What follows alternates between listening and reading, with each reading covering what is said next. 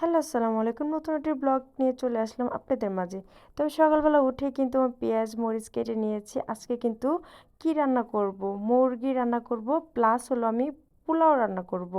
যেটা হলো আমার স্বামী খুবই পছন্দ করে। আর এই যে ঠান্ডা পড়ছে বাইরে, এই ঠান্ডার ভিতরে আমি মনে করি মাছের চাইতে হ্যাঁ, মাংস এবং কি পোলাও খাওয়াটা বেস্ট। শরীরটা অনেক ভালো থাকে, মনটাও অনেক ভালো থাকে। তো যারা আমরা পছন্দ করি তারা তো দুদিন পরই খাই। হ্যাঁ, আলহামদুলিল্লাহ আমার থেকে আমার স্বামী অনেক বেশি পছন্দ করে, যেটা হলো পোলাও এবং কি মুরগি, হাঁস, গরু, খাসি এভরিথিং।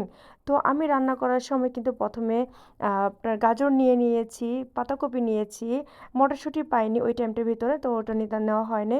তো হলুদ, মরিচ, ধনিয়া গুঁড়ো এ টু জেড যা ছিল আমি সব কিছু ধুয়ে দিয়ে দিচ্ছি। তারপর হলো চালটা সুন্দরভাবে ধুয়ে আমি কিন্তু রাইস কুকারে বসিয়ে দিয়েছি।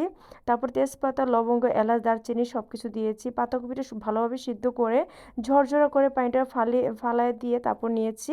তারপরে হলো সুন্দরভাবে গরম পানি দিয়ে দিয়েছি।